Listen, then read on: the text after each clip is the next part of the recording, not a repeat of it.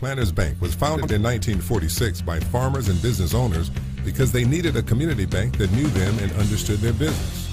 A lot has changed since then, but Merchants and Planters Bank is still employee-owned and operated, and we're still committed to knowing and understanding the needs of every customer we serve. Great rates, fast turnarounds, and experienced local bankers ready to work for you. That's why you should choose Merchants and Planters Bank. Stop in any of our 12 locations or contact us at mnpbank.com. Welcome you to Sports Unleashed. David Black here, Hayden Schultz there, head football coach, athletic director Mark Hinsley over there, Josh Nation over there. Well, because he's a big title man. Okay. He's the big title guy. You just get a name, I get a name. President of the operations of Cable 15 TV, Hayden Schultz joins us, along with head football coach, athletic director Mark Hinsley. Okay. Hi, boys. Thank you. You like that? I like that better. President? That'll work. President of operations. I like it. CEO? I'll take that. He's a man. How you boys doing? Good. Well, we're going to talk a little sports tonight. We're going to talk some Greyhound football here in a little bit. We're going to talk a few things, and we welcome you all to the program, and it's been a long week, but I want to tell everybody at the conclusion of the program tonight, we have the fourth quarter of the 2016 playoff game with the Harding Wildcats, and what a great quarter that it was. The Hounds go into that quarter trailing 9-0. If you don't remember what happened, I'm not going to tell you. You have to watch the quarter to see, but it was a pretty good quarter of football back in 2016. You're going to show the whole quarter? The whole quarter, yes, sir. Yeah, that would be fun. Yes, sir. It'd be fun. Were you with us? Brian was with us. I was on the sideline. You were the sideline guy. That's right. Yeah. I got the inside. You were for the Sounds of the Hounds. Yes, sir. That's what I was thinking. Yeah. Well, Brian and I were in the booth. It was Yep. a great ball game. But Coach, what's been going on at school today? Typical Monday, just getting through it, man, and looking forward to that football practice we had this afternoon, and just everything that we've worked towards from off season on has been about this week. So, I was excited to get into the practice today and get ready for this game on Friday. Hayden, we went and did a little scouting ourselves, and lo and behold, we get there, and the Newport High School coaching staff was at the same game we were. Imagine that. They were there scouting as well. Yeah. They were probably doing more heavy-duty scouting than we were, weren't they? Yeah, they actually took notes. We just sat up there and just talked. Had a few players in attendance. We did. There was another group on the other side. If y'all are like us, we walked underneath the stands and got where we got, right? Yes. Y'all do that too? Yes. Apparently there's another little section that I missed that was on this side. Oh, okay. Yeah. So, there was a couple of Greyhounds in attendance. There sure were. Greyhounds went to watch Harding Academy play Melbourne. And, Hayden, what'd you think about the football game? Well, honestly, I thought Melbourne did a pretty good job of moving the football. Obviously, the plays that hurt them, the tried to get a little fancy and threw a pick and had a fumble inside the 30 and kind of moving the ball, and then had a chance to make it a 9-point game in the third quarter, stop them, go down there, march down the field, quarterback gets hurt, 4th down and short, and you don't really have a play drawn up because you got to bring in a random guy to come at quarterback. And I thought the score didn't indicate how close the football game was, but obviously I thought Harding was their number one for a reason. That's why they're undefeated in the conference play. They've got guys that just swarm all over the football. I think their defense is very fast. They get to you in a hurry. I think their offense is almost like watching a video game, like how they 5 wide and motion and this guy. It's almost like watching somebody play a video game. So every time Harding needed a big play, they got it. It's just typical Harding. They played hard, played fast, and when they needed to play big play, they'd get it. Well, I guess they're the two-time defending champions, correct? Mm-hmm. Winning 19 and 20. I believe that's right. That's right. And they're the state champion until somebody knocks them off. And we have a big football game coming up at legendary Greyhound Field, Memorial Field as we used to call it, this Friday night, 7 o'clock starting, folks. I'm telling you what, it's going to be a dandy of a football game. Coach, it's why you coach. Yeah. To play in these big games like this. Talk about it. And when he was talking, I was thinking, the kicker.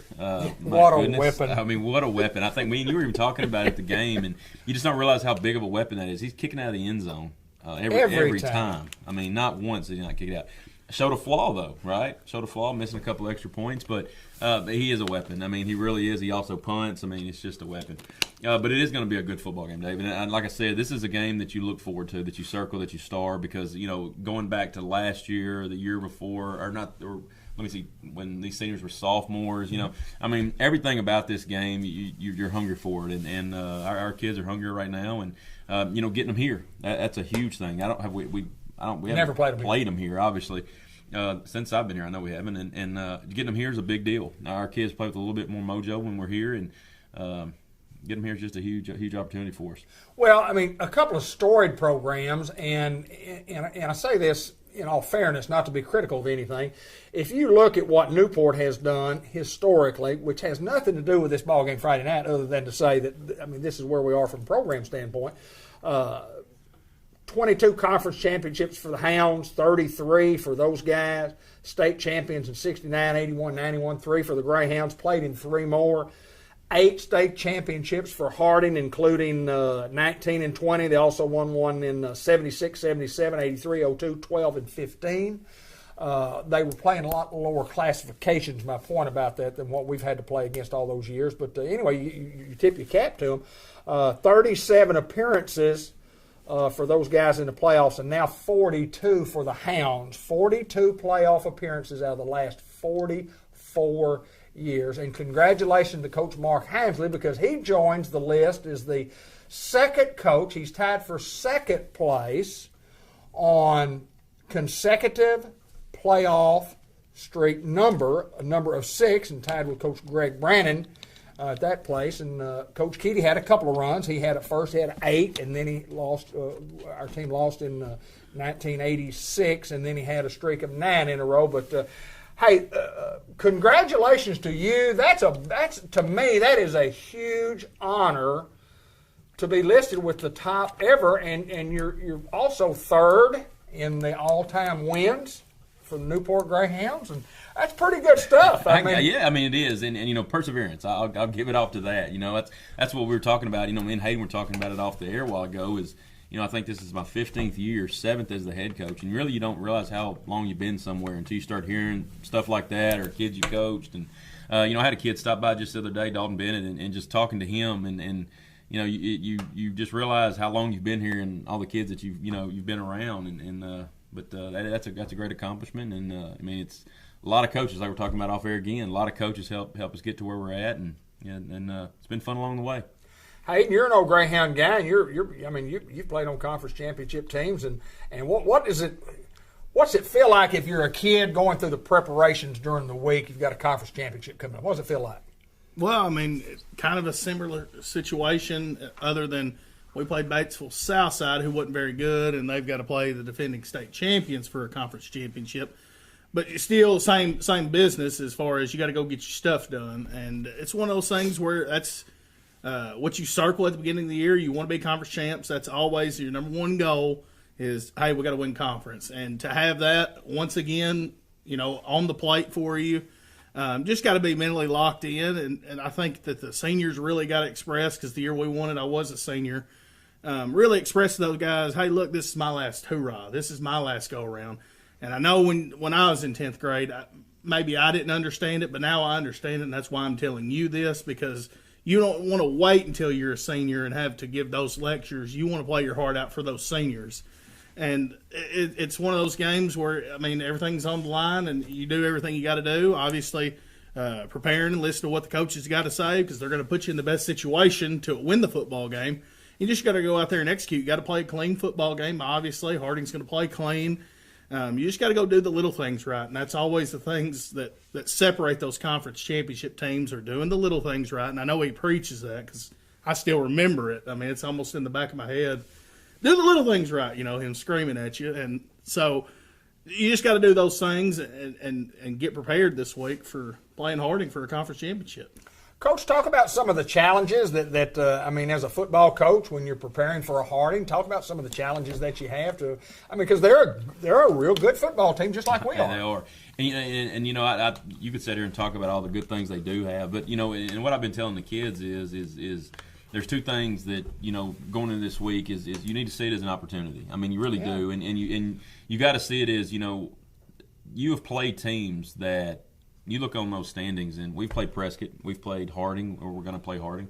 I mean, we've seen McGee over the years. I mean, there's so many teams that you can be, you like it's a measuring stick for you. You know what I'm saying? And I just see it as an opportunity for our kids to go out and you know, I would much rather see us go out and play one of the best teams in the state than us play one of the worst teams in the state. I want to see how the kids elevate their game. I want to see if we're elite or not. And I think that's how you see if you're elite or not is when you play an elite team. And Harding is definitely an elite team.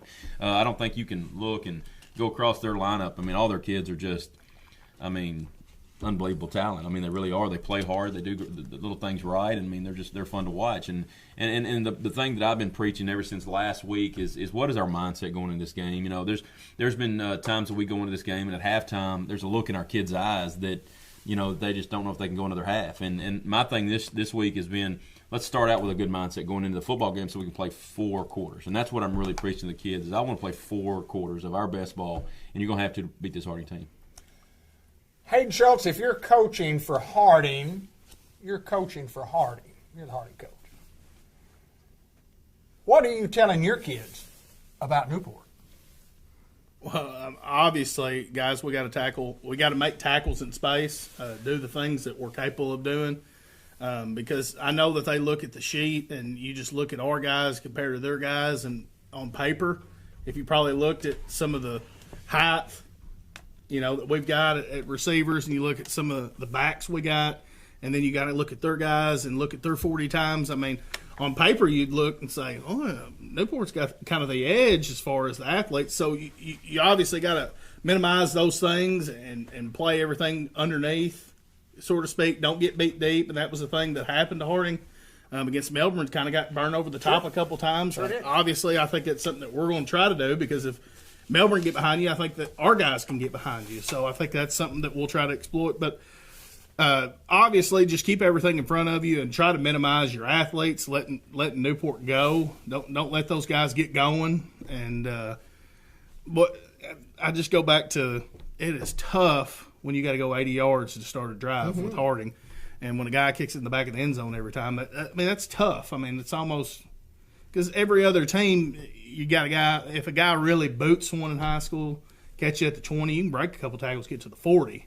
But you get at the 20 no matter what. So I think that Harding's game plan is obviously going to be don't let the athletes out-athlete us. Let's keep it all in front of us, keep everything like that. And then offensively, I think that those guys are going to try to go to 8 a lot. I think that 8's going to get a ton of carries. I think 11. Watched him at Valley View, and it's almost like he ran every play. Right. And not by design either. He just roll out, and if it wasn't there, he just take off. I think that's something that they're obviously going to try to do is get 8 involved and 11 rolling out of the pocket to make plays. So the receivers, I mean, the guys can go. You look at them, you're like, man, that guy's he's not that big. He's not that fast. And then all of a sudden, boom, boom, he makes 2 steps and he's gone. Those guys, they just do everything right. They run the right routes, do those things.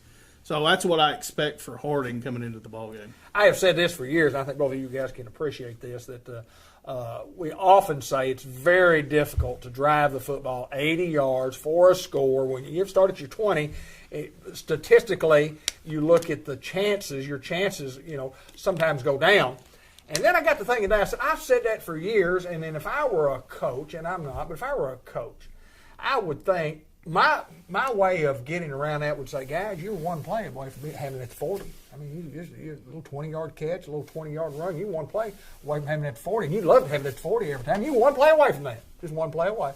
So from a mindset of having to start at the 20, and if they kick, more than likely, we're going to start at the 20, but we're only one play of starting from somewhere where we need to be. I like that. But anyway, Coach, what do you see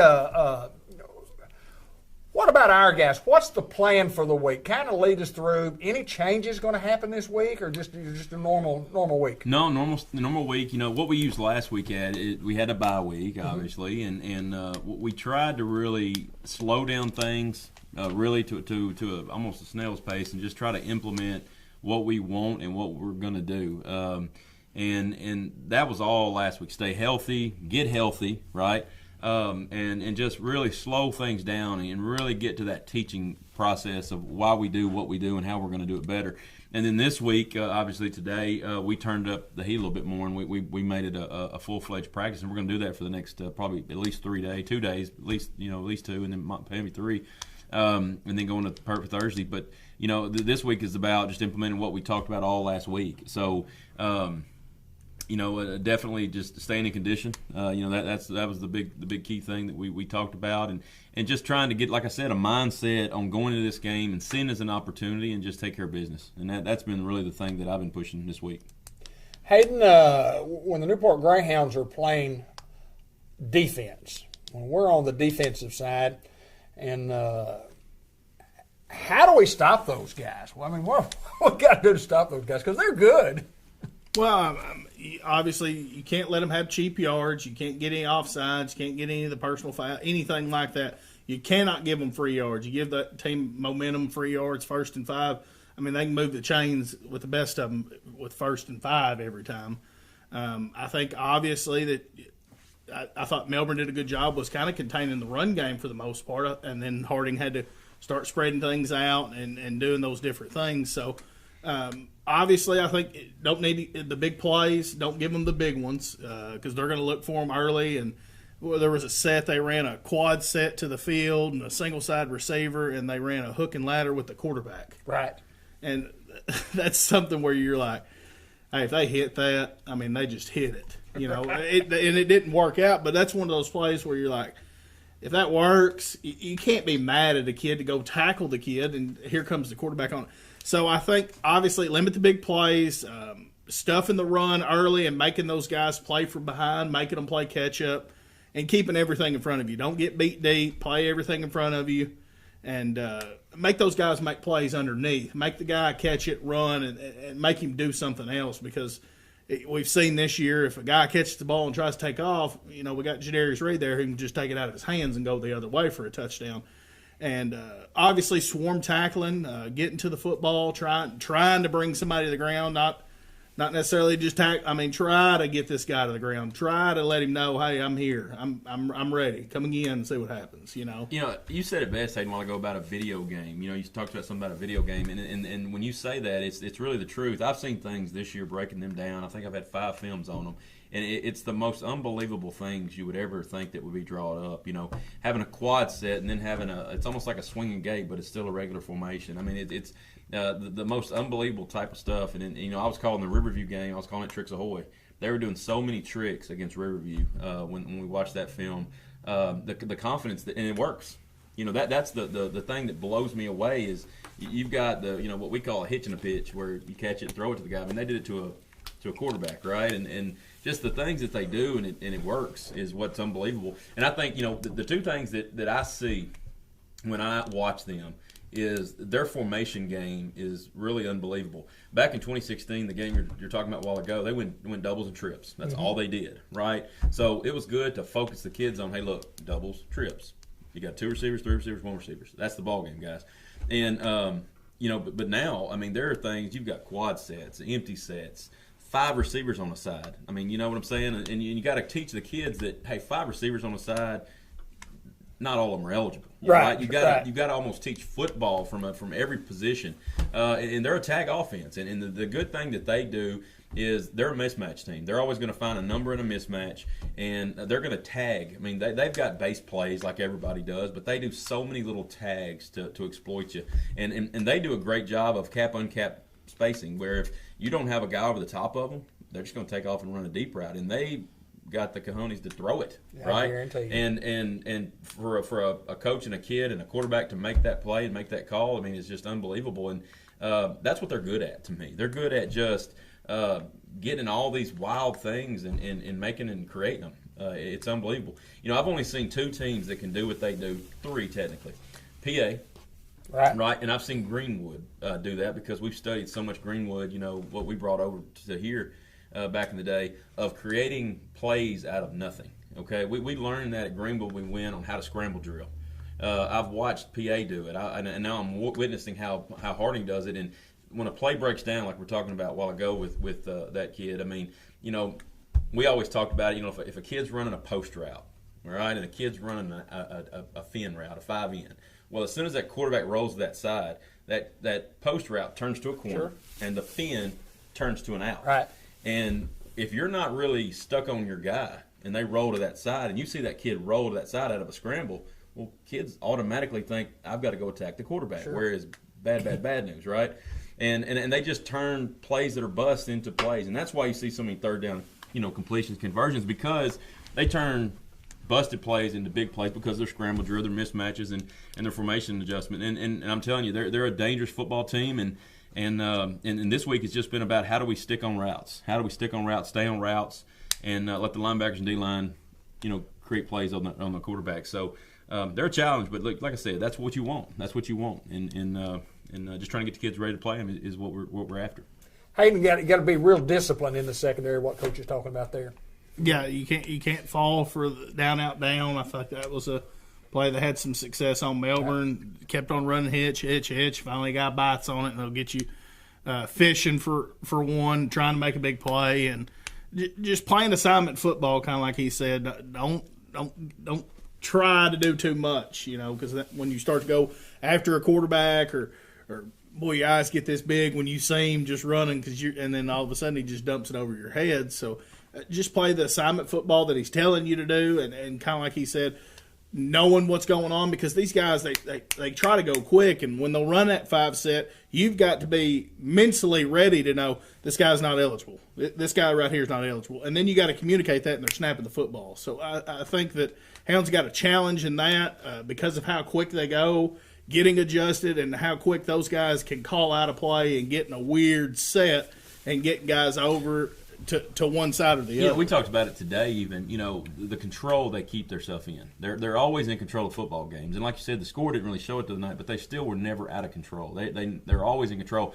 And the play that we talked about, I'm going to show film to the kids tomorrow from the Melbourne game. I don't know if y'all noticed it, but they were doing a lot of check with me's, right? They were getting a call from the sideline. Well, if you didn't notice, they do a check with me, and as soon as the defensive heads turn, they snap the and ball. play the play. Yeah, right. And they catch you off guard. It's little things like that the kids have got to recognize that they're doing check with me's all game. They look over the sideline, it's a new play, they call it, they run it, business as usual, right? Well, it's those little things like check with me's, and all of a sudden they're snapping the football and trying to catch you off guard. It's just the little things like that you got to prepare every little scenario with your kids about, and that's hard to do. It really is. From a defense standpoint, that is hard to do because every different snap can be a different situation.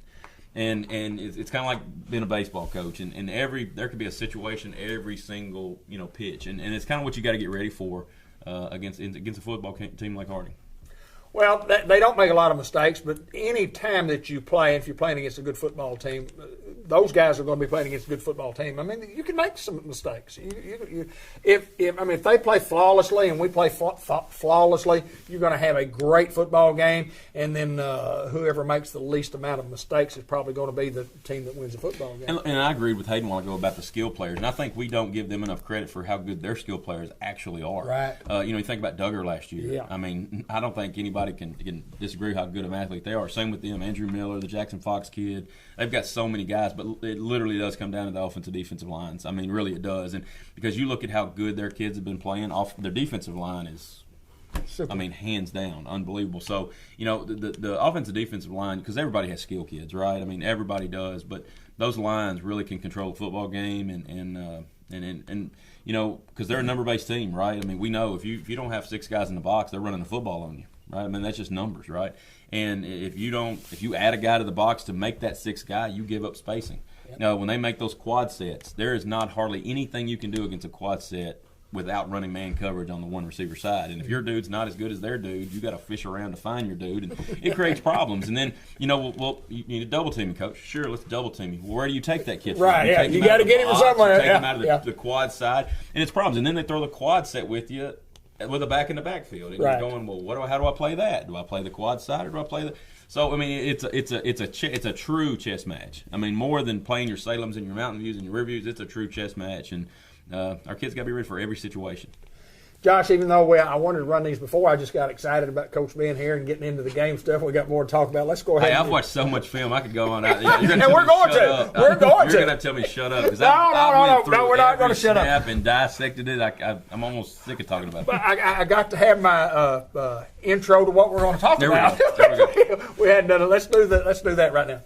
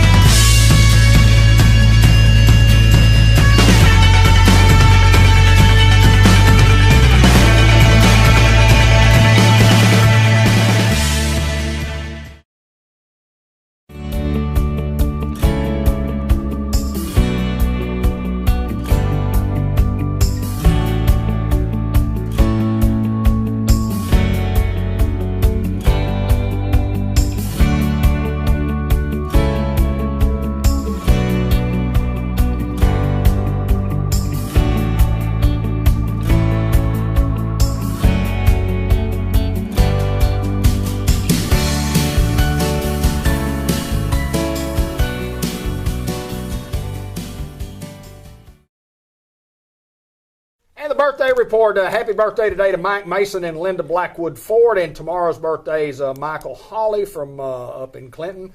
Marsha Llewellyn has a birthday tomorrow, as does Hazel Oxley Gann. Donna Ritchie Mabry with a birthday, Nancy Young, Tim London, and on Wednesday, Rob Clausen and Kelly Jelks have birthdays. Will Watkins, and our prayers are with you, our young friend. Dallas Neal on Thursday, Newport Greyhound. Friday, Billy Cockrell, Derek Ains. Coach Ains has a birthday on Friday. Van Sullins and Michael Reynolds. If Michael Reynolds has a birthday, that means Justin Goff also has a birthday, too. I remember that. They had the same birthday. Boy, it's kind of sweating. No, that's Jeremy. That's Jeremy. And then on Sunday, Mindy Washam Schultz has a birthday on Sunday. Have you gotten her a birthday gift yet? It's Sunday. Are you planning on getting this sweet young lady a birthday present? Her birthday is Sunday. Okay. All right, Mom. Mindy, it's coming right up. Surely. Something nice? Yeah. I'll figure something out. A couple $100? No. Bust a bank? I ain't got it like that. Coach Price Holmes, Haley Neely, Zach Altum, and Randy Crone, all with birthdays. And On Halloween. Happy birthday to all those people. Is Halloween night on Sunday, right? On Halloween is Sunday, but I think they're doing trick-or-treat on Saturday. Saturday. Well, I want to trick-or-treat on Saturday. Hey, come by. Yeah. We'll have some chili at Big Don's house. All right, Big Dunny. I just appreciate him letting us drive the big truck the other night. What we styling? No, that's Pops. Oh, that's Pops? Yeah, Big Don is my mom's dad. Oh, okay. Big Donnie's got to have the chili. Mm-hmm. He'll do a good job. They've done that for as long as I can remember. Chili on Halloween night. Is this a formal invitation for me and the coach? Absolutely. Hey, we always used to. He go. always Yeah, he we always used to comes. stop by Really? there. They stop by. Now, if you're a good trick or treater, you always got the cookies. You got the nanny cookies. Oh my goodness! She, my grandma would be at the door, and she'd always be dressed up as a witch. Every year's a witch, right? She would look out there, and then she'd say, "Who is that again?" And then she would realize who it is. Hold on. Go to the back, get him a Get cookie. a nanny's cookie. You didn't get no Whompers. You got a cookie. Man, there's nothing like those. Caitlin will have some cookies there if you want to stop by and get a cookie. Man, those cookies are just, they're as good as they ever were. They're pretty solid. Yeah, they are. Well, man, get on a diet. It take him about 6 of those cookies. That's- I think we'll be on a diet very long with you. That's the biggest problem about doing cookies is the first time we did them, we really didn't know what we were doing. We're Test them? trying to figure it out, and we probably had 4 or 5 dozen where we screwed up, and I was like, what are we gonna do with these? Because they weren't decorated right or something? Yeah, So you had so- to eat them, didn't you? Right. Well, you don't want to throw them away. Shoot, I could eat a dozen in an easy You sitting. put a little frosting on there, whether he's got a mustache or not, it doesn't matter. It still tastes the same, doesn't it? It's like, I didn't- can't go to the general public, boy, and go in my belly. Yeah, I don't care if it's missing an eye. Gotta have a nanny's cookie. So anyway, and when will she be doing cookies she won't do any Halloween cookies or for sale, or when's it, will that start? Caitlin's got them for sale right now. Oh, wow. Sure does. Well, we have to get some. Don't tell the folks. I got you. You got me covered. I think that she's already Jennifer, put in she's orders. already booked as many as she can book. You better go look at her Facebook page because I think that's what she's doing right now. Oh, so if you need some, get on the Facebook page I and can see if she can. I can probably slide somebody a dozen, but I got money. not I got money. not to the public. I could. I can't do don't the think- public. I can't slide everybody's on. You're lesser folks in this Cable 15 television operation because you're the CEO, huh? Correct. That's what I was thinking. I take care of my employees. That's exactly right. The CEO for Cable Channel 15 TV, Hayden Schultz, along with head football coach and athletic director Mark Schultz, along with producer and director, what'd I say? Mark Hinsley, what'd I say? Hey, just rock over it. I love it. Josh Nation, our told producer you. and director. I'm losing it. I am losing it in my. What did I say? What I said? Nothing. You're doing great. Just keep it up. Earlier you said Sports Illustrated. Get the Sports. Not on the air though. No, no, that was you all. did it to Josh. I okay. looked at him as he's losing. Producer and director Josh Nation. Now back to Harding Academy and his football game. Coach, Here we go. You got a couple of days to prepare. You talked about this week in preparation. Anything going to change for the Greyhounds that you could allow us to you're going to allow everybody to know, but I don't want to know any secrets. But game plan going in, just score more than these guys do. Yeah, you know what? And I know Hayden's heard me say this 1,000 times. You probably have too. It's not what we do; it's how we do it. Period. I mean, really, it's not. There's certain things that we tweak and certain things we change, and there's certain things we want to do because of what they do, right? I mean, that's football coaching. But it's like we used to say all the time when you played Stuttgart or when you played all these other things. It's not what they do; it's how they're doing it. And you can go back to all the stuff we talked about a while ago, of the formations and this and that and this and that. But they play with great effort. Period. I mean, and they believe in what they do, and they trust what they do, and they play hard. So, getting our kids to match that effort is in doing what we do, because everybody does what they do, right? I mean, it's just what you do. So, getting our kids to match that effort and doing what we do is what we're after. Hey, pretty exciting for us to be able to call a conference championship game, and when we took one on the chin there, earlier at Mountain View, it was kind of like, golly gee. Maybe we're not as good as we thought we were, but we're every bit as good as we thought we were. Yeah, just everything wouldn't go right. And after that game, I remember coming home and talking in the truck and saying sometimes you just got to take that loss off the chin to bounce back. And what do you learn from that? And the Hounds responded and played Riverview.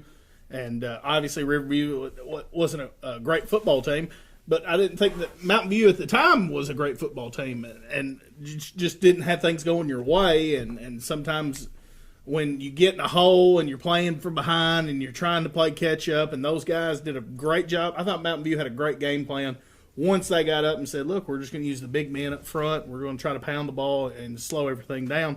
But it's always you got to use it as a learning process, as far as when you lose or get knocked down. Even in life, if something happens, hey, that probably wasn't supposed to happen, but I'm going to learn from it to where that's never going to happen to me again. Right. So I think that was a spot to where, hey, let's not just say we just got beat by them. It's, hey, we got beat by them. That will never, ever happen again. So I think it's a very good learning point to go back to that and say, look, guys, we lost them. We've got a chance right now to win the conference. We've got a chance to do that, and I think that's the big thing. We lose a game at Mountain View, and probably you talked about it as kind of a low point. I mean, just kind of, boy, we were just kind of disappointed because we thought, and then we kind of come back and we dominate Salem. And then you go, well, you know what's going to happen with Salem and Mountain View, and then Salem just played football and came away with a victory. We were talking about it today. Sometimes they're just bad matchups, right? And it doesn't matter because you're still dealing with high school kids, and sometimes you meet a team that's just a bad matchup. We always used to feel that way when we would play the Boonvilles and the Pottsvilles and all that, just because sometimes it's just a bad matchup because a lot of times you don't have the linemen to meet those kind of kids with. And like you said, they got up on us and then they just mashed the clock out on us, and that's a good game plan against us. It just always is. And they did a great job. I mean, and hands down to them, they did a great job. And like Hayden said, that was the first thing when I come out Monday. I bet the kids thought that I was going to, yell and but really I was just like, hey, look, growth mindset. Really it's a growth mindset type of deal. And look, we lost. There's nothing we can do about it. Nothing we can change. But how do you respond? Because you look at it and say, well, we're a bad football team now. No, you're not. You've learned from it, and that's how you're going to get better from it. So, if the kids learn anything, they just need to learn from their losses, and I think that was a good one to learn from. I think, and I say this on this show every week, talking about when you play on Friday night, when you play in a conference game, or whether it's high school or college or whatever the case may be. If there's 100 games played, there's 100 teams are going to lose and 100 going to win. Everybody's going to play 50-50 on every given Friday night. And then when you get into the playoffs, which the goal is always to get into the playoffs, you can't have a chance to win a state championship until you get into the playoffs.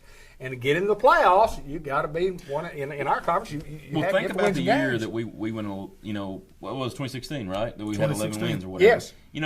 I knew we had a good football team. I liked our football team, but I didn't know we were going to go to the extent we did. Right. I'll be honest with you. I loved our senior leadership. I loved the kids on our football team.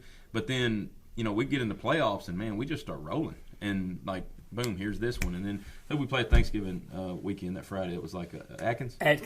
I mean, that game blew me away on how well our kids. 35-19. And I worried about preparation that week, but, man, we just come out and rolled them. And, everything about that. You do it. I think we're back on. I think we're good. We're good to go. Just roll. I would have known any different if y'all would have said no. We just saw the video in and says it again, but I think we're still rolling. Good. Yeah, we're rolling. We're still rolling. And what were we talking about? About seating. And seating, and you're right, because we look at it daily. Where are you going, where are you going to, who's still in that, who we're going to match up with. Yeah, look at the other conferences. See who may be in there. Because you talk about matchups. Yeah. So, and obviously the 1 or the 2 is still a great seed anywhere. And 3, you still get a home game. I think the first round, if I'm not mistaken, is we're on the top side of the bracket, if I'm not mistaken. So, but you want to be that one. Man, you want to be that one for a lot of reasons, but obviously for seeding reasons more importantly. Well, yeah, absolutely. It's a good place to be if you're in our conference to be the 1 seed. It sure is. And it's not a horrible place to be if you're a 2 seed. Correct. You got a chance for a couple of home games, and in the second round, regardless, it gets a little tougher. The competition gets a little tougher, and if you're a 1 seed, if you're playing, some people get the byes. A couple of teams get byes, but normally you might be playing a 5 and. Not very many 5s can beat a 1, but old Greyhounds did one year, didn't we? Yeah, we sure did. At Glen Rose, Arkansas. And after that game, you know what those folks were, Hayden? Stunned. They were stunned. One of the great calls of all time in our history is Hayden's call of Tyrell Fryer on the return, and me, Brian Prince, and Ben hollering in the background all over you and not letting you do your job. But you still do that. I know it, but I'm getting better, aren't I? Yeah. I'm getting better. That's my number one thing about teaching folks how to be in the broadcast booth is don't ever, ever, ever talk over the play-by-play guy. David's got all these rules, like these unwritten rules that he says. And he breaks every one of them. I think you need to see that as not a rule, but as wisdom. That is correct. I don't think you learn that. You know what I'm saying? It's a rule that was learned. Don't do as I do as I say. My hope is he breaks his rules. every week. My hope is to not do that. But when a lot of, and I won't just be all over you. But if a guy breaks the line of scrimmage and it looks to me like, and I don't look and see real well, it looks like he will touchdown. I may just throw one of those in there, and I tell people, don't do that. Don't do as I do. I've learned some just from you, just doing this every Monday or whatever. That the rules that you have. I mean, you gotta have some rules. You gotta have some rules. You gotta have some regulations. And, sometimes wisdom. He's got all kinds of rules, and he never follows them. Well, and I'm the CEO, and I don't get to make rules. Wisdom. I thought you did make the rules. Well, my first rule that I want is you off the broadcast. Oh gosh, Don. Isn't that tough? Let's see if you'll get a bunch of people to stick up for you. Well, I'll tell you what we're going to have. What we're going to have is we're going to have a bunch of people that send cards and letters that always send those to me, text messages, emails, and saying, David, whatever you do, don't get off the broadcast. I told you, I'm close. But what would I do? Ben said he wants me off the broadcast too. I said, well, what would I do? He said, well, you can stand behind us as long as you won't yell when the play happens. I don't. I guess I'm with you, David. I don't think you need to be off. I like your positive. 40 years of solid. I like. Every year it's if I can just make it to 38, if I can just make it to 39, if I can just make it to 40. Well, next year. Guys, I promise you, just let me tag along for year 41. please let me tag along. No, I mean, I really like our crew going to the games. I think we have an awesome time at the game, doing the games, and also the rides there and the rides back are just as good as doing the games sometimes because we just get tickled and laugh and do those things. So I'll keep you around for I appreciate it. I appreciate having a job, man, for at least another year. I do know this, and I've said this a million times also about you go and you play, and I said this about a baseball team when we were coaching, and it never was. Everybody wants to win. I mean, everybody wants to win. But, man, if you can't enjoy the relationships that you make along the way and the rides that you get to have on the bus with your kids, the highs and the lows, the celebration times when you win and the disappointments when you don't win. And, I mean, but it's the relationships that you make along the way that stand out to me. And it's just kind of like talking about I knew Justin Goff's birthday was the same as Michael Reynolds. I mean, I coached him in baseball for so long, I knew it was just see it on their birth certificate. But anyway. The relationships that you make along the way, and I appreciate you for letting me hang around for maybe another year. Y'all taught me about getting off of basketball, and I did that. And boy, then we have the best team we've ever had, and I don't get to do anything. I don't get to do anything. And they felt sorry for me. They said, well, we'll let you do the end of we'll let you do the coach's show and play the game. Make you feel a little better. But you're not calling any play-by-play or color. You're not going to be the color commentator. Well, play-by-play in basketball is just so much different than football. Yes, it is. And you got to have eyes. You have to see. And, football, you can kind of just pick up off of, I said he was brought down at the 43. There's a big lick. You can, without saying, say, well, that was a good lick, Hayden. Basketball, if I said 3 is up and it is good, you have no idea where he shot it from. He shot it from the parking lot, what? I thought, so. I've got my new glasses. I've got glasses now. We rode back from Mountain View, and we were on the rumble strip. It's got the rumble strip on the midline. Yeah. The whole ride. I mean, just the whole ride. And I got home and was telling Dad, I think you were around, and I said, golly, David worries me to death driving home because he can't see, and we're on the rumble strip. Dad said, well, you're in trouble when he's not on the rumble strip anymore. That's exactly right. Got a point. But go ahead and tell the story about it. We're on it. We've driven 30 miles, and I say, where are my glasses? We're outside of Batesville. And he's like, Ben, I can't find my glasses. Ain't no wonder you're on the rumble strip. And you don't have your glasses on. That's not a good drive to not have your glasses either. No. Yeah. Oh, no. There ain't no telling what we hit. Oh, man. Well, you know what? It sure was fun, though. But I do have a possibility that I could stay on for maybe next year. What's everybody saying? Like everybody wants you to stay on. See, look at all these folks right here. They're in the mail. I know it. Yeah, I mean emails, all kinds of emails and text messages and Stay on. Yes, I'm ready. Stick with it, DB. Go Hounds. It'd be like John G. retiring. That's right. John G. can't retire from George Kell Motor Company. It would just be unreal. He can't do it. And I guess when you get to that age, I knew I was going to do it as long as I didn't have a pacemaker, and then I've had a pacemaker for like 6 years now. And then I said, boy, if I ever lose my sight, I can't do it, and I've done that. And I told Bud Black this when he was 60. I said, Bud, look around. Just look around when we go on the road. There are not a lot of 60-year-old high school broadcasters out there anymore. And if Bud Black were living, he would probably tell me, David, there's probably not a lot of 65-year-old broadcasters out there anymore. Coach, final thoughts coming up for this week. Newport Harding Friday night. We need a big crowd. You know we do, and and I think I'm gonna plug a little bit here that junior high is also in the running for a conference championship. Awesome. So they're trying to take down Harding as well on Thursday. So really rooting for those guys because those kids and those coaches need it. They really do, and so everybody should be rooting for them Thursday at Harding. Okay, and then man, Friday. It could be a conference weekend for us. I mean, it really could. So, and I just want our kids to come out and play their best and just play.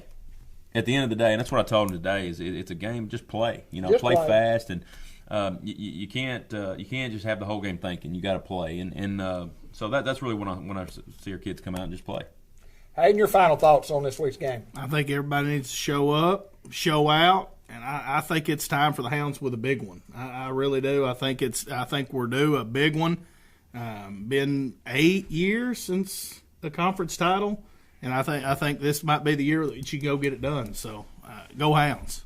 Well, that's what we all say. I want to remind everybody before our final say is that we do have the Harding Academy 2016 fourth quarter coming up, just the ball game, and immediately coming up, but it kind of reminded me, I interviewed Joe Brodus after that game and I didn't leave those on there because of time purposes, but anyway, Joe Brodus had talked about as a sophomore when I interviewed him, he said, one of the things that I wanted to do, he said, I wanted to do it for those seniors because I looked up to those guys. I looked up to them.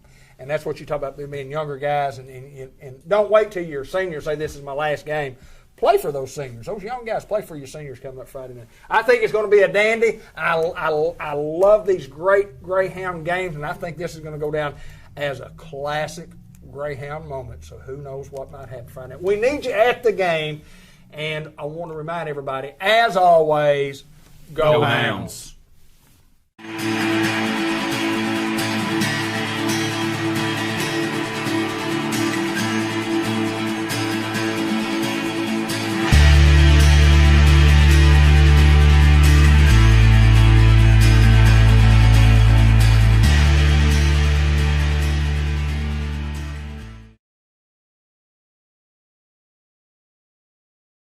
Well, I do know this play coming up is going to be a 3rd down and 9 play from the 24-yard line, and it will be huge in determining the winner of this football game. You want to get the football back because the Hounds, we haven't been able to get the bust-out long play, but we have been able to move the football some, and when we do that, we use clock. So getting 2 offensive possessions in that quarter, you assume, if things go like they are, you're going to get a couple of more. That's right. So you're going to have to hold here and then take advantage of your 2 offensive possessions, unless Harding makes a mistake, which is unlikely. Well, we can force them into one if we stay after that quarterback. Well, here is the big play right here. This is 3rd down and 9 and a huge play in this football game, even though it's the first play of the fourth quarter. It's a momentum play for Harding. And I think it's a must-stop for the Hound defense. This is a major right here. Can't let them get behind you. Find 83. Do not let them get behind you.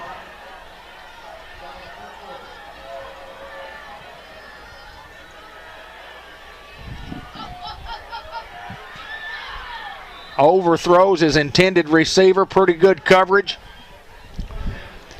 I like that we had somebody in the center of the field, David. Tyrell Fryer. Yes, that was a heads-up play. Yeah, we're one-on-one coverage with help over the top from the free safety and a punting situation and a huge play. And if the Hounds can maybe field this punt and not let it roll 20 yards. We'll get good field position. Yes. Come on, Jay. Take it to the house. They're going to kick it away from him. And it rolls. And it rolls. And it rolls down to the 29, 30-yard line. So sometimes you just got to guess if you're the return guy that he's going to kick one way or the other. And you just got to as soon as the ball is snapped, you just got to run that way. But anyway, it cost us about 15 yards there, but we've got 11:45 to play. Still got a chance in this thing, but we've got to put some offense on the board right here. We've got to put some points on the board. We just go back to doing what we did the first drive. I mean, we just took it to them, and we we blocked those blitzing linebackers. But this is gut check. This is it right here. Die. It's do or die for the Hounds. You can't punt it. No, punting's done. First down and 10 for the Greyhounds. Linebackers inching up. Now they back away.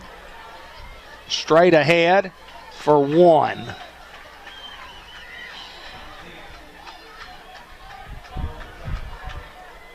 Maybe 2 to the 32. 11.5 to play in the football game. 9-0 in favor of Harding.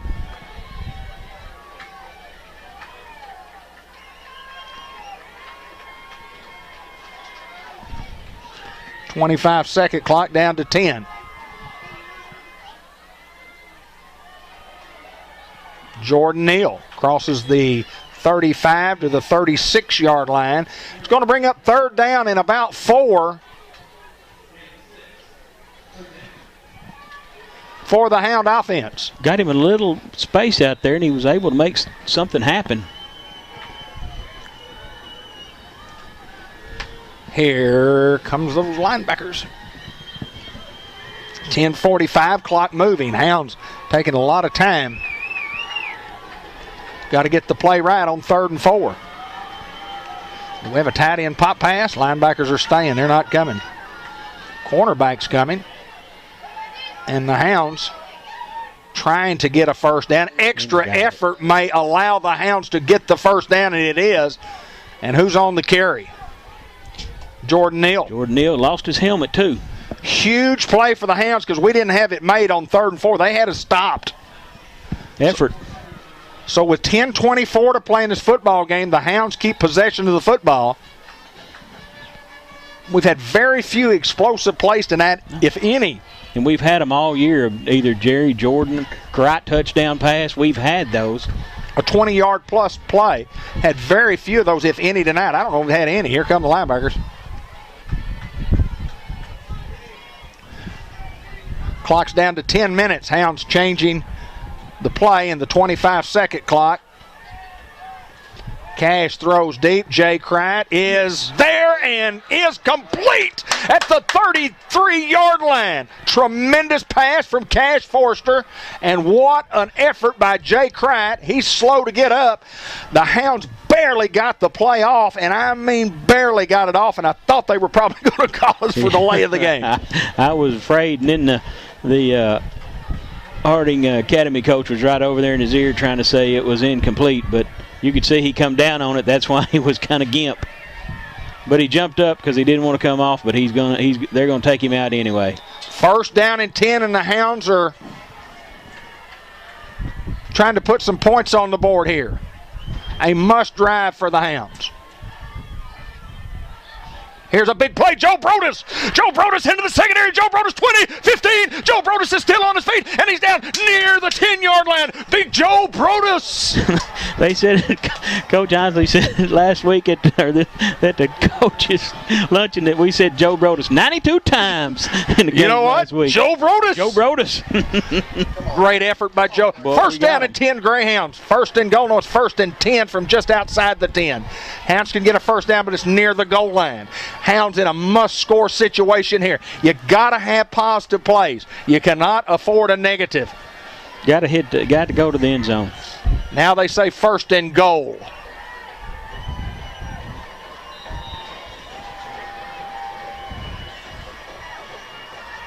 Joe Brodus. Joe Brodus, 5. Joe Brodus still driving. Joe Brodus inside the 5. And down to the 3-yard line is Joe Brodus. A sophomore Joe Brodus. That's future right there, David. Running hard with that head down, both hands and arms on the ball. Come on, Hounds. You got to block a linebacker here. Here they come. Joe Brodus. Touchdown, Greyhounds. Touchdown, Joe Brodus. You betcha. There's that spark. That spark we needed right there. 8:55 to play, and the Hounds, after another defensive stand, forcing the punt, a 70-yard drive. I think the Hounds started at their own 30. Great pass from Cash to Jake Cright, put us in their territory, and then Joe Brodus took over. 9-6 in favor of Harding. Hounds are on the board with a huge momentum drive. Great snap. Hold is good. The kick is up. It's in the air. And it is good. And the Hounds have cut it to 2, 9-7 with 8:55 remaining in this ball game, thanks to a big touchdown run by Joe Brodus. And a monster catch by Jay Cright. Now, he's kind of gimpy right now, but he made, we were in trouble, and he made the catch. Well, Cash made a marvelous throw, just an outstanding throw from the sophomore. And, boy, with the Hounds' backs against the wall, trailing 9-0, the Hounds make a big play. And got to get a little cooler in here, isn't it? Yes, sir. 8:55 remaining in this ball game, and the Hounds have cut it to 2. And the defense has been outstanding the whole night. Here come those Hounds. And it has an opportunity here to be a fantastic finish for the Newport Greyhounds. Here come those Hounds. 8:55 to go in the fourth quarter. 9-7. Rolando Noquez will kick. He does not kick it very long, so the Hounds will have an opportunity to cover here. It is short, and it is fielded, and it is returned up to the 40 and across the 40 in tremendous field position for Harding Academy after the short kick. And 8:51, and we gotta ride the strength of the defense here. Well, they're at the part of the field right now where they're probably playing 4-down territory. They're not going to want to give it back. So we've got to shut it down right here. We've got them on their heels. We've got the momentum. How about a fumble?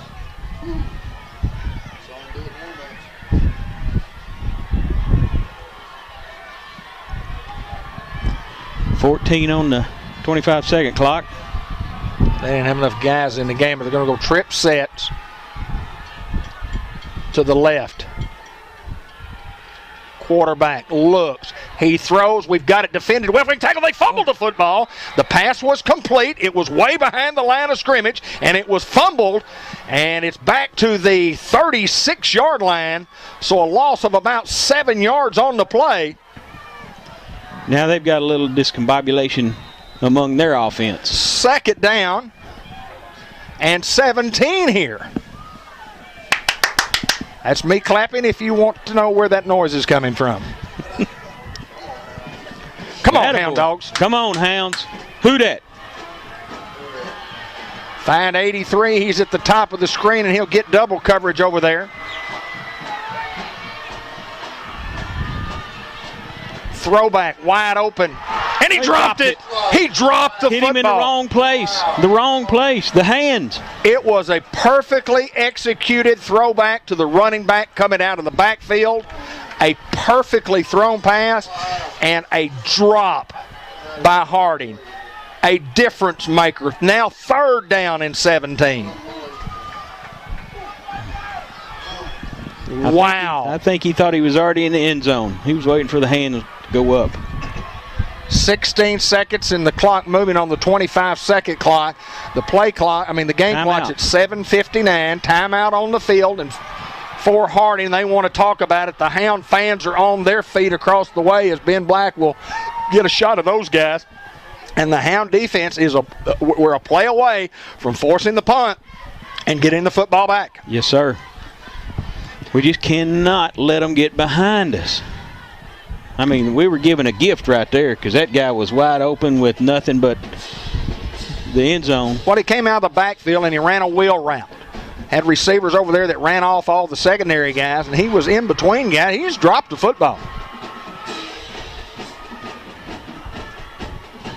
7:59, 9-7 is the score.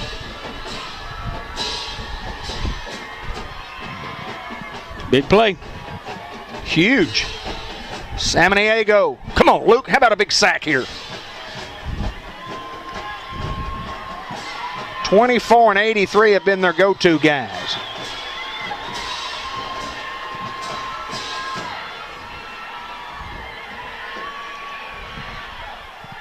Incomplete.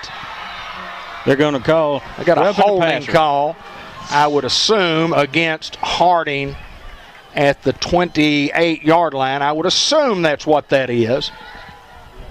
Oh. And if it is, the Hounds will decline the penalty. Nope, it is. I thought we hit him.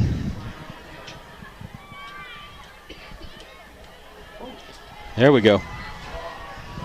Talking about the possibility of a late hit on the quarterback. Yeah. And here's where you got to watch them. Well, they've got a guy. Let's see who is. The guy on the line of scrimmage, the tight end, would be eligible. This guy down here on this side is a flanker, so he would be eligible. Almost blocked by Joe Brodus, but the ball is out of bounds. 40-yard line. I'll take that. I'll take that. Way to go, Newport defense. Come on, offense. Come on, big old. Positive plays, no negatives. Keep the football moving forward. 7:47 remaining in the game. 9-7 in favor of Harding. It is Deshaun Anderson, Connor Prince, Zane Watkins. On the right side, Tyler Linville and Alex Emery. From the 37-yard line, and it is Joe Brodus remaining in the backfield.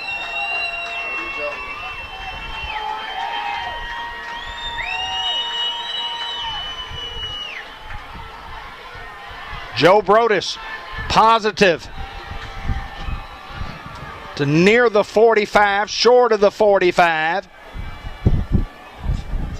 but a pickup of 7+.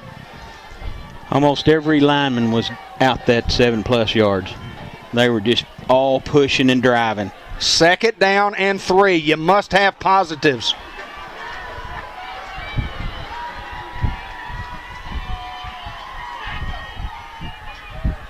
Joe Brodus for a first down, plus some. Hang on to the football. Joe Brodus for a first down. Joe Brodus. To the 46-yard line in Harding territory. Hounds have a hold of a little bone right here and gnawing on it.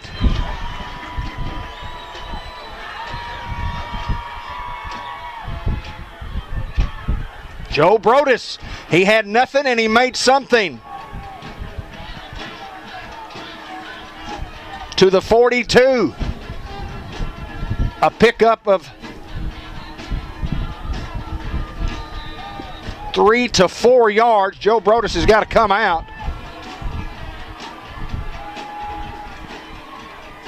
Second down, you've got to have positive plays, no negative. 6.5 to play in the game. 9-7 in favor of Harding.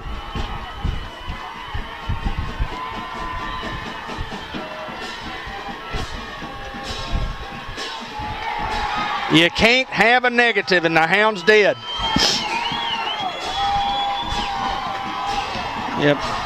Our line got pushed back that time. Right side. 3rd down and 9. Well, Brodus came out and it changed the complexity of the drive. Instead of running straight ahead, we tried to run wide. 3rd down and 9. Jordan Neal across the 40 to the 39. He's at the 40. The Hounds are going to have a 4th down and 4, and the ball game riding on this play. Joe back in. Joe Brodus back in. It's going to be 4th and 4.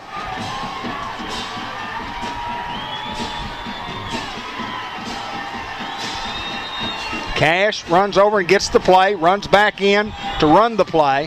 25-second clock down to 10. 8. Do the Hounds want to call timeout here and make sure we got the right play? Joe Brodus, and he didn't get it.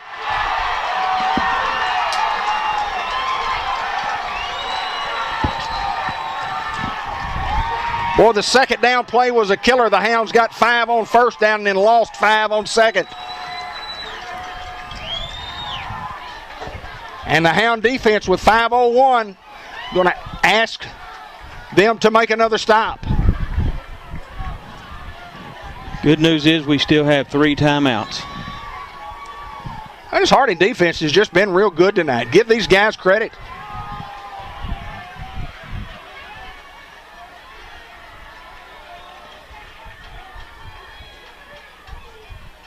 Oh, they were in motion.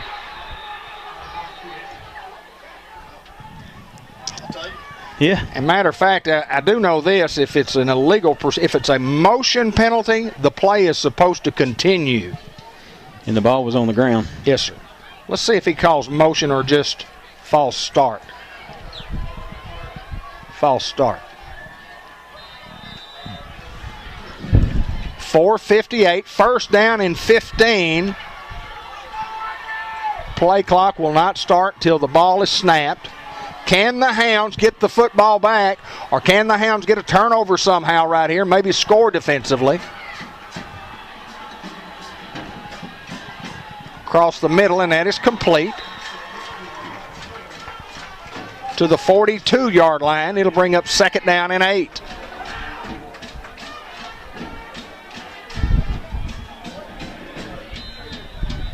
.440 clock moving. Will the Hounds get another opportunity? You know that Harding is going to run the clock here.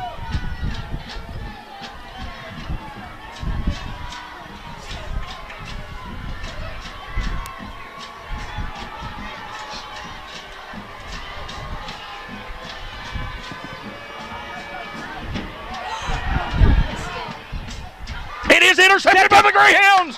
It is intercepted by the Newport Greyhounds at the 45-yard line. The ball was tipped, and it was intercepted by whom? 18. Alberto Garcia. The Hounds got the break that they needed. We've got to put something together here now. I was surprised the quarterback didn't run it. There was nobody within 15, 20 yards of him, and he threw it. Thank you, sir. Can I have another? 1st down and 10, and you got to have positives. Come on, Hound offensive line. Dominate right here. 4:12 to play in the game. Straight ahead, Joe Brodus. Joe Brodus for 5. With Joe Brodus, Jake Kreitz got to get out of the football game. They've got him in there, and he's on one leg. He cannot help us at this stage of the football game. But they have to set the play clock, where the 25-second clock is forever before they start it. Well, 25-second clock is down to 12. And you got to get lined up. It's 9, it's 8, it's 7. Cash is going to throw. He's got a man wide open. It's O'Shea Pruitt. O'Shea down to the 20-yard line and now the 19. What a call by John Bradley. Woo! Cash Forrester down to the 19. A fake. And O'Shea was wide open. Somebody they're not expecting to come out of the backfield to catch that ball. That's a good call right there. 1st down and 10 for the Hounds at the 19-yard line. 3:26 to go in the 4th quarter. We trail 9-7. Can the Hounds take the lead here. Can we get in 19 yards? Joe Brodus for a couple. Came from the edge, from the outside edge, and tackled Joe Brodus from behind. He got one. 2:57 and counting. Got all three of our timeouts. We're in good shape here. Just need first downs or touchdown.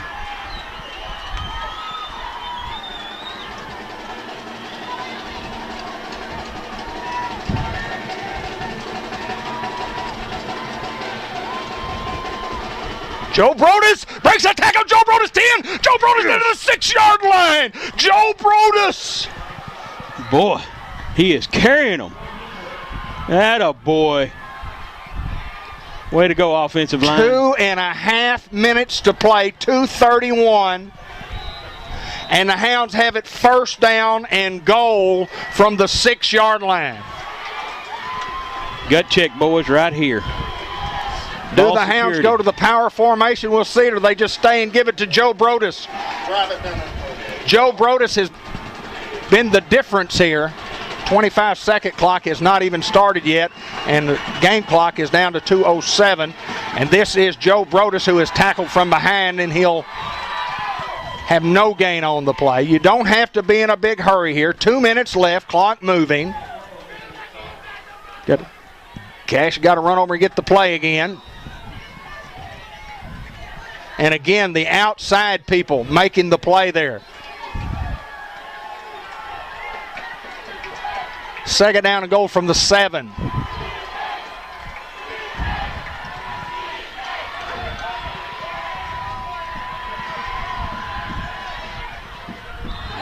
He had him by the back. And now it's 3rd and 7. Had him turned around completely.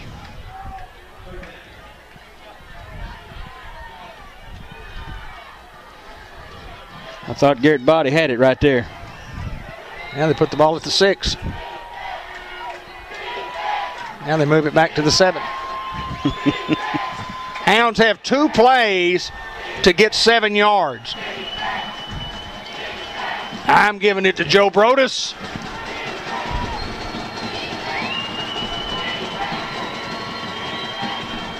Joe Brodus, 5. He's down to the 4-yard line, and he's stopped there at the 3.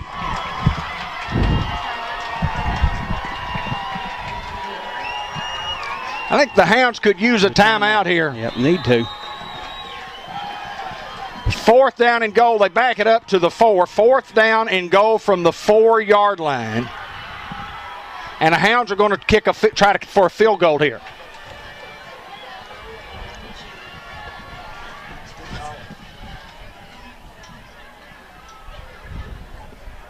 It'll be a little offset to the left and a yard longer than an extra point. So the Hounds are going to try to take the lead with a field goal. And they call the timeout, leaves them only with 2. A field goal. I don't remember many games down through the years where the game came down to a field goal. Remember one year at Dollarway, we missed a field goal.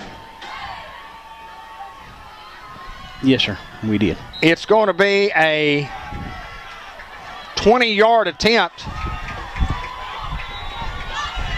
25-second clock down to 18, and now Newport wants a timeout. I guess Harding took that one. Maybe they did, and Newport uses one there as opposed to keeping the 3 in case they did not make the field goal. Positive thoughts right here. We're going to make this football. We're going to make the field goal and win the football game. And who would have ever thought it? That's what I'm saying. Who would have thought that we'd have been held to 7 points this far? Yeah, that's the amazing part to me. And the thing about Newport calls the timeout, you've got your kid over there, your kicker, he's thinking, just don't think about it, just go kick it through, Rolando. He's a sophomore.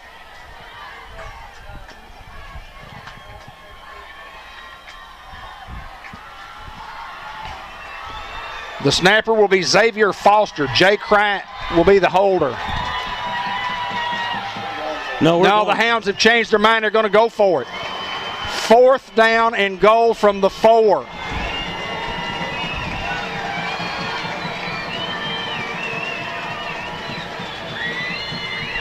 Joe Brodus, touchdown to the Hounds! Woo! Joe Brodus! That's having faith right there, boy.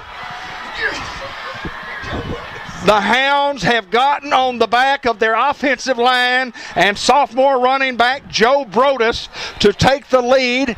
Now bring him out to kick. Now bring him. Guys, we are 4 points ahead, 13-9. Obviously our first lead of the game. The Hounds are confused on what to do here.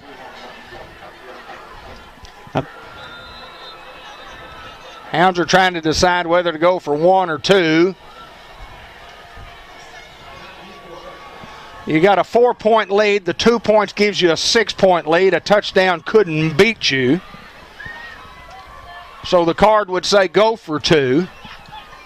And I agree with the call. Joe Brodus. Change the game. No doubt. No doubt, because our offensive line was still getting a good push, but he was getting hit a lot, and Joe Brodus just kept fighting and fighting in the last 2 drives. Obviously, huge. Can the Hounds get their 2 points here? More importantly, can we hold them and not give up a long pass for 1 minute and 10 seconds, Brian Prince? Well, we did something when on the last drive that Harding Academy had the ball. When we knew it was coming, we had somebody in the center of the field back that had speed. Right. So, in here we go. Hounds to go for 2. Joe Brodus in the game. Fake to Joe Brodus. Got a man wide open there. It's short. The pass is short. He was wide open. O'Shea Pruitt, and Cash's pass was just a little short, but that's okay. You got to hold them anyway. You got to hold these guys, and got to go play really aggressive defense on the defensive line. Here's what I say. Here's what I'm going to look at I'm going to coach a little bit right here.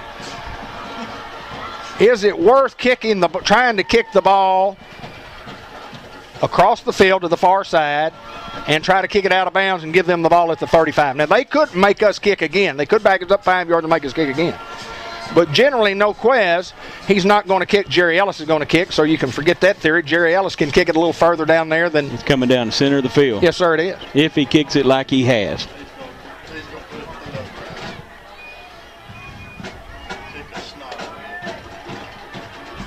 What a turn of events here in the 4th quarter on the back of Joe Brodus. How big is that 2-point conversion that they failed on now? That's huge. Because they could be driving for a field goal to tie it. Game-tying field goal.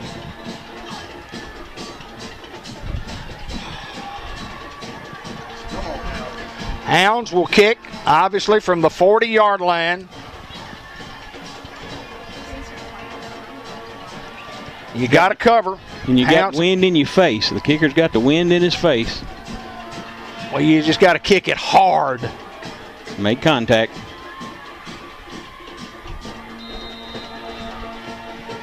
A minute 10 to play in this football game. The Hounds leading 13-9. Yeah, he calls for a fair catch, and I like it right there. Jerry Ellis is the first one there. He was, wasn't he? He kicked it and was the first one there. At the 37-yard line.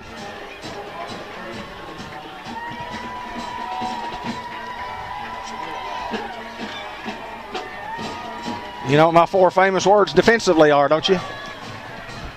Don't get beat deep. There you go. That's really a contraction, don't. That's okay. Don't get beat deep. Hounds are going to ask you the first pass here. We're going to pick it off right here. We have a minute 10 to play. Hounds leading 13-9. Winner advances to the quarterfinals.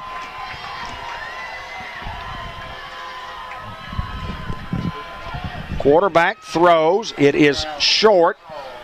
and complete. Clock will continue to run. 57 seconds. Harding with one timeout. Come on, guys, get ready. They're ready.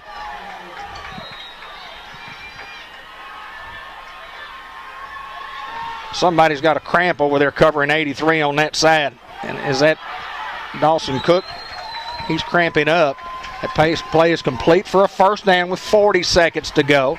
We'll give them that one. They have one timeout left. Finally get Tyler Calamese says for Dawson. Dawson's cramping up and they could run right past him. Nothing you can do if you're cramping. First down and 10. The clock stops. 40 seconds to play in the game. 24, the tight end, is at the bottom of your screen. Quarterback looks. He throws deep, and it is in and out of the receiver's hands. I thought we were going to make an interception right there. Oh, my goodness. Now that cornerback is hurt over there. That's Calamese. And Jerry Ellis will come in. Harmony Grove is up 10-7 in the fourth quarter. Wow. Jerry Ellis will come in and he'll be asked to cover the big kid. Travis Turley with help over the top. Back up, Jerry. Back up.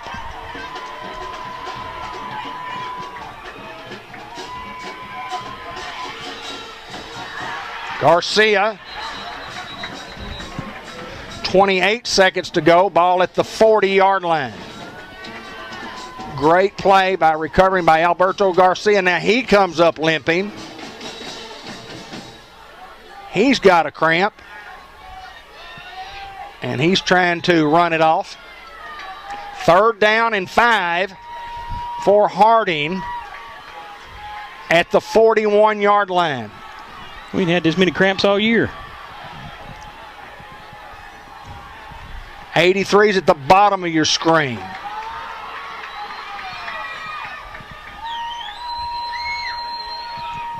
Way overthrows the intended receiver, and tremendous defense by T.K. Fryer. 18, Garcia can't go. You got to get him out of the game.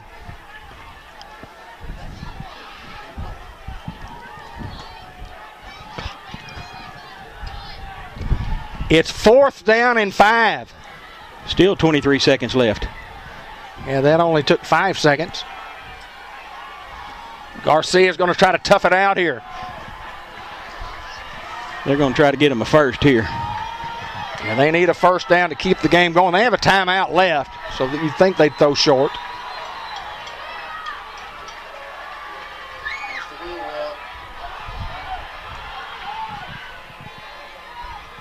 Out of bounds. There we go. Incomplete. There we the go. Newport Greyhound defense Next has Friday. held. Next Friday. The Hounds have held. Now we need Benton Harmony Grove to go ahead and win, and they'll come to the house. Coming to the Newport Greyhound house. Come on, Hounds. Let's run off 16 seconds. The Newport Greyhounds have trailed the whole football game, and it's been all defense from the Hounds again tonight. But the offense got rolling when they needed to roll on the back of Joe Brodus. Who was it? Joe Brodus. Joe Brodus. 93 and 94 times.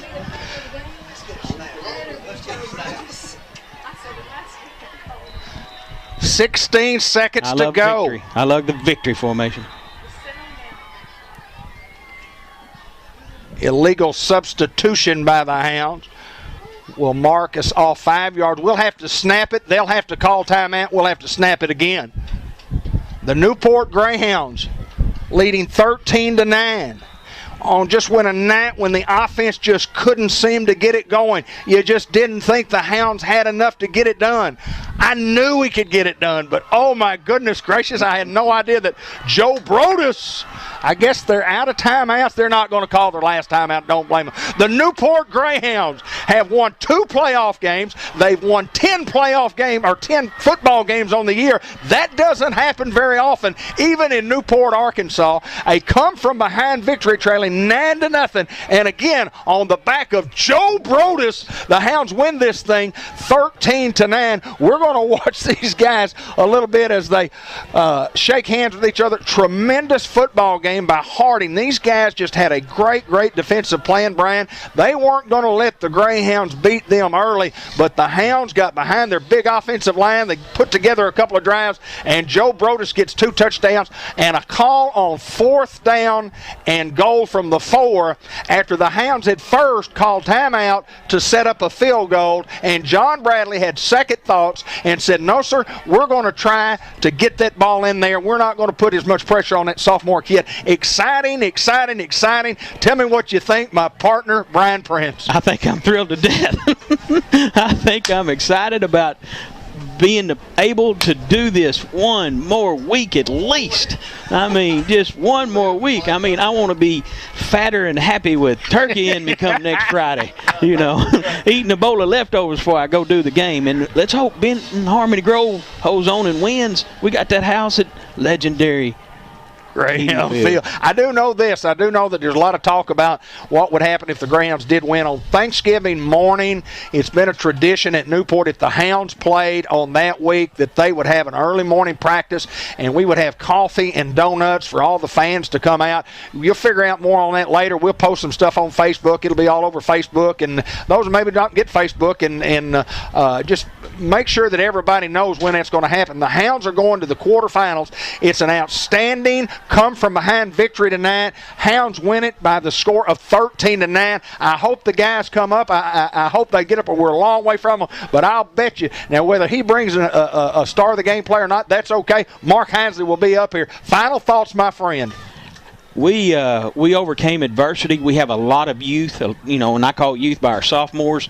We could have folded. We kept fighting, and we kept doing kind of what I said, down the center. And our linemen, I guarantee you, was, with Joe's fresh legs and our linemen having laid on them first, second, third quarters. That's why we won this fourth quarter, was those linemen laying on them. You said it early in the football game. You said that exactly, my friend.